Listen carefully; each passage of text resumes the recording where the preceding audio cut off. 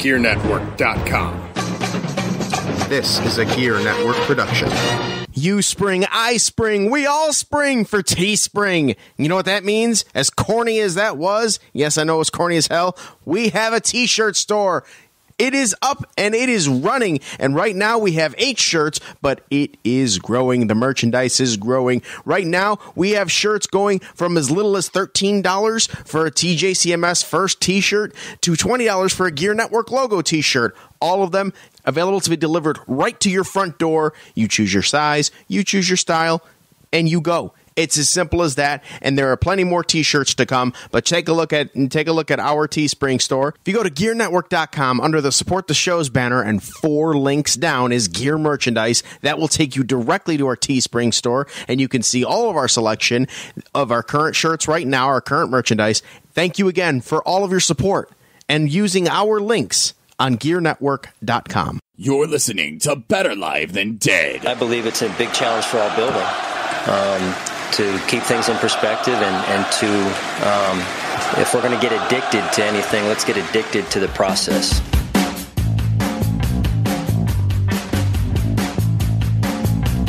And with that, we welcome you to Trust the Podcast, powered by Better Live Than Dead and the Gear Radio Network. Episode number 33, week 11, the bye week. It's the best podcast of the year for multiple reasons. You'll find out in just a second why. But first off, not a whole lot to talk about because it's the bye week, so we can talk about whatever we want to talk about. Now you can hear Trust the Podcast on BetterLiveThanDead.com, iTunes, Google Play Music, iHeartRadio, Spotify, YouTube, wherever you get podcasts, you can probably hear this podcast. I am Ryan Wolf at WolfBLTD on Twitter, and joined on the IndyCar Media Hotline by a very special guest.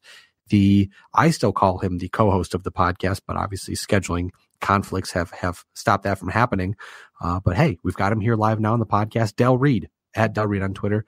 Buddy, how you been? Oh, it's so good to be back, dude. I really miss doing this with you. We gotta do better for 2019. That's for sure. We're gonna make it work. I really enjoyed co-hosting the podcast last season, and it feels good to be back on for at least one time this year. Who knows? Maybe I'll be able to squeeze in some more. But yeah, it feels good, man. It's good to have you back. It's good to hear you on the other line of the podcast here. I know I do like talking to Brayden. So Brayden, if you're listening, I no hard feelings here, but there's just something about Trust the Podcast, me and you, Del, and then also, I mean, to be completely honest, the Buffalo Bills have been just bad this year, and I think I know what it is. It's not the quarterback, it's not the offense, it's the fact that we broke up the power duo on Trust the Podcast. Yeah, that's my bad. So to any and all Buffalo Bills fans listening, my apologies. But Brayden has been doing a bang-up job with you this year. I really enjoyed it as a listener. So that's cool. But we want this team to win, so we'll have to work on it. We got to do what we got to do to make it happen. And hey, real quick too, anybody out there in podcast land, if you may have a bad connection or something may not sound great, just follow it through. I apologize. I'm working on my hotspot right now to get this podcast rolling, to make sure everything happens here today. But hey, like I said, we're making this work, and we're here to talk about the Buffalo Bills. I mean, it's been a trying season for sure. And Del, the first of the 3 big things, which I only have 2 big things this week, but we'll run with it. Really, what are your thoughts on the Buffalo Bills up to this point in this season? Definitely been a roller coaster ride. I think not to this extent with the offensive woes, but it's kind of what I expected going all the way back to the off season, even pre-draft when they traded Tyrod Taylor to Cleveland. I kind of thought that they might take a step back this year. I mean, I didn't think they were going to do about face and sprint in the other direction, but I thought they might take a step back this year just based on, at least my limited understanding of what the plan was for Bean and McDermott all along, which was to tear down the roster and, build a team that was in the exact image that they wanted. I think they were surprised by the success they had last year. They decided to roll with it, which was, evidenced by them trading for Kelvin Benjamin at the deadline last year, hoping that was going to help with the playoff push and all that. So Yeah, it's been a weird season. Like I said, I kind of expected a step back. It is interesting to see that even in the past few weeks, what they've done in terms of getting, bringing McKenzie onto the team, bringing Deontay Thompson back. They're definitely looking to add speed now. And it almost makes you wonder if they're trying to revamp the roster a little bit so that they can hopefully get some receivers that are able to get separation, a little bit of speed to help out the rookie quarterback, might help with how he's seeing the field and everything. Kind of rambling now, but in short, kind of expected a step back. Didn't think it would be this far of a step back. And for all the ways that even with how they've managed the quarterback position up to this point, I'm still trusting the process, willing to let it play out. And then next year, I think I'll have a more critical eye in terms of how the team performs.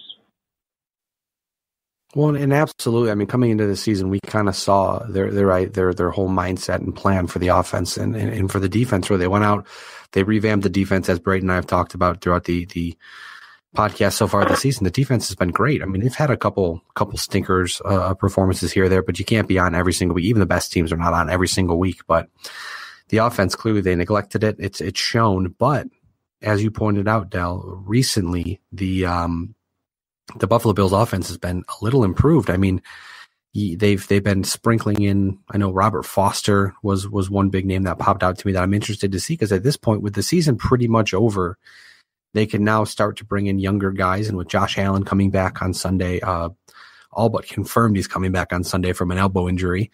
No time like the present to get these guys live reps, to get them comfortable in an offense, in an NFL offense, in an NFL football game against real NFL defenses and NFL talent, and get them a good head steam.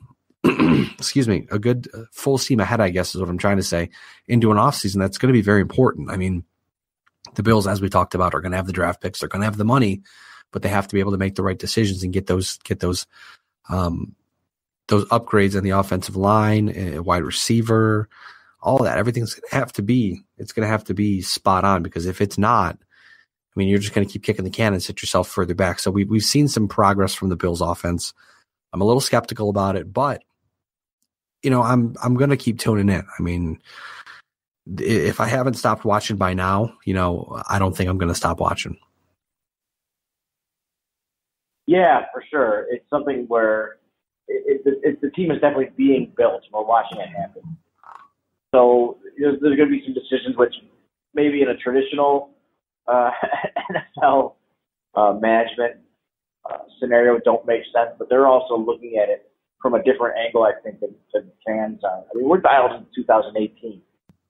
I think that some of the weird things, not to give them too much credit, but I think some of the weird things that we've seen this front office and this coaching staff do this season, I think a lot of it's being done without even 2018 in mind. I think they're looking more at 2019, 2020. So, like you said, especially now, bringing in all the younger guys, like they're not looking to make a playoff push. They're not. I've seen people tweeting about playoff scenarios, even still, how they could be in the hunt.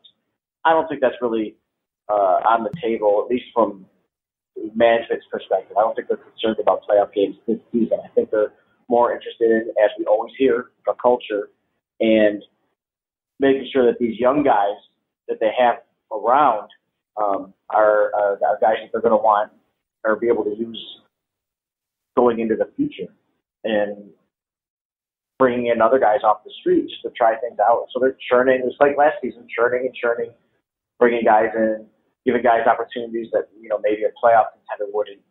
But that's because I think they have the long view in mind. And it's tough. It's tough as fans or even the media, but when you don't know what's going on inside the head of Brandon Beane or Sean McDermott, that whole brain trust, you don't know exactly what their plan is, what their own personal timetable is. It's difficult to really assess, progress. So I guess that's true for any sport. That's true for anything you follow. But just some of these things, like, you just have to wonder, like, some of the things that are in some ways so off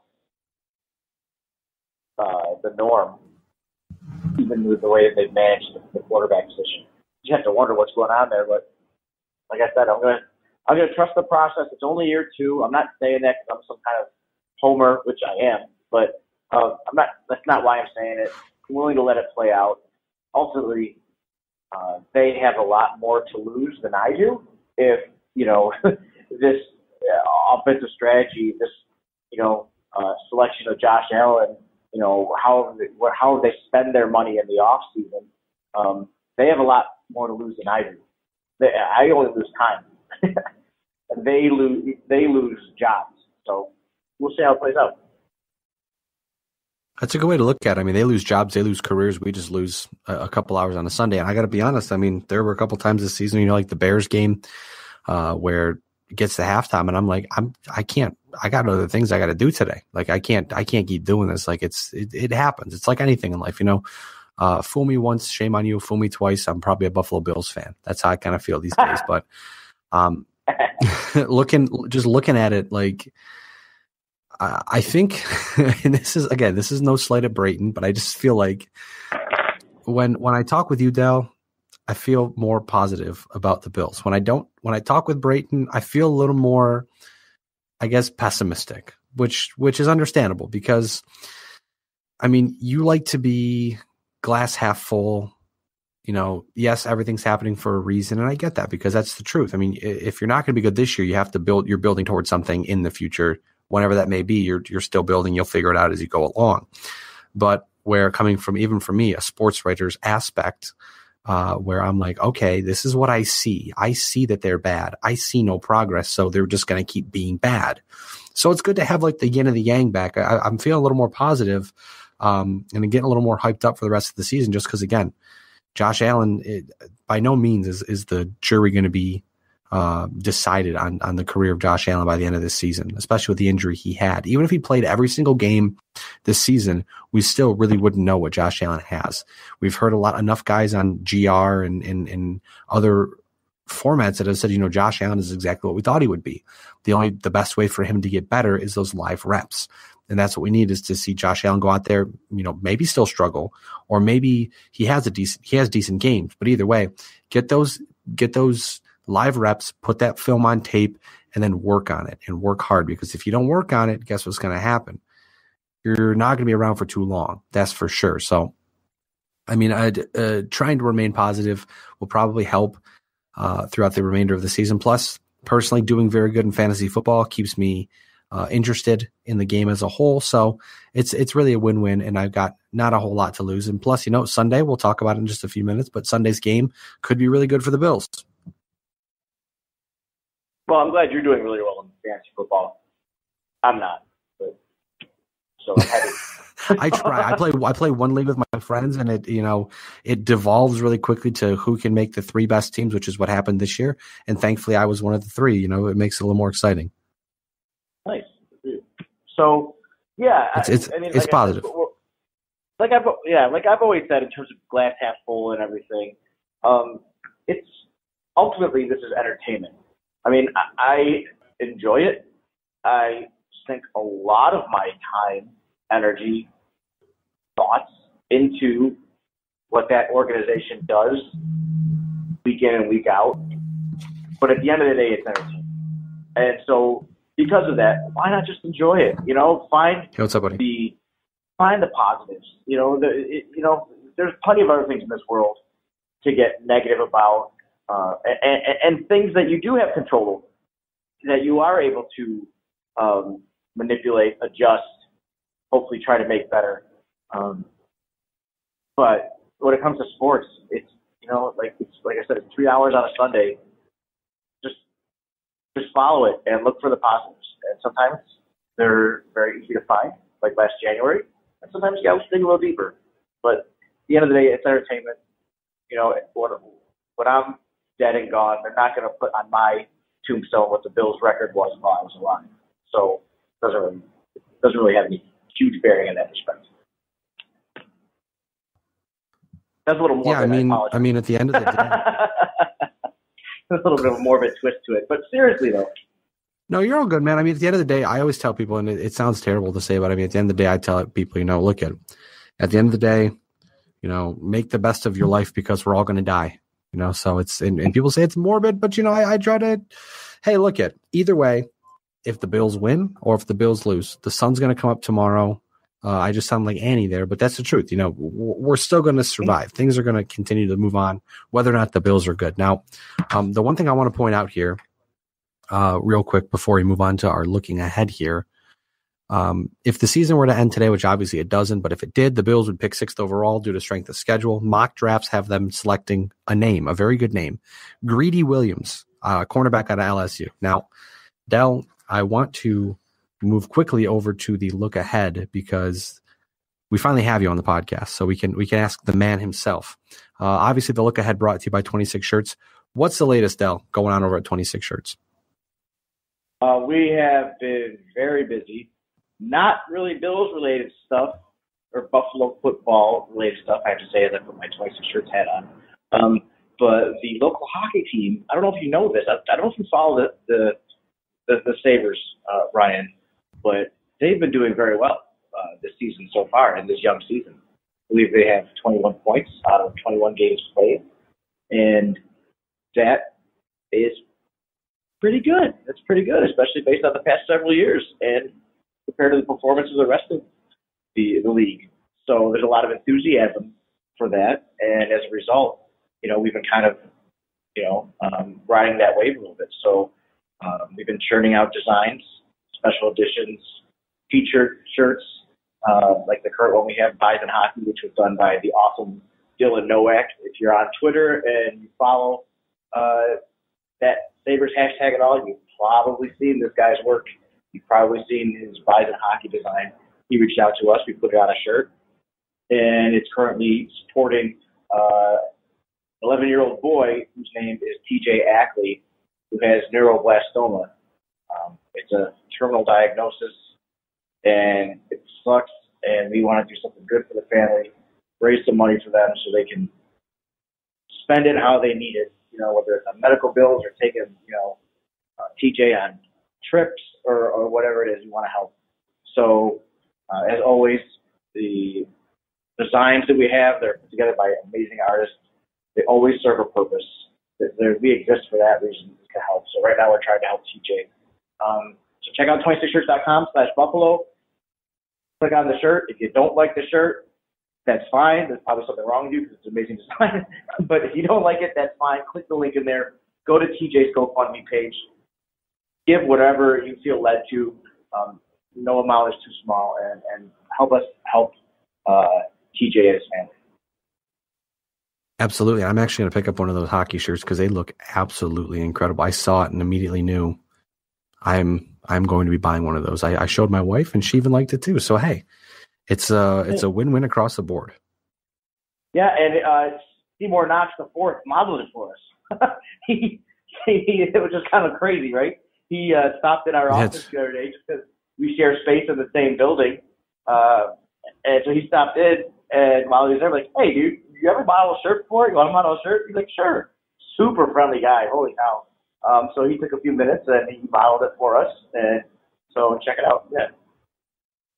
Which is absolutely fantastic. Like I said, it's you guys continue to do fantastic work. We talk about it every single week. I know it's better to have you on to talk about it because I always feel like I'm missing something, but I'm at least glad that we could have you on and talk about it. And hey, one more thing before we go, because I do have to unfortunately wrap up because I've got my phone's a little blown up over here. I got to get some work done. Unfortunately, things are breaking.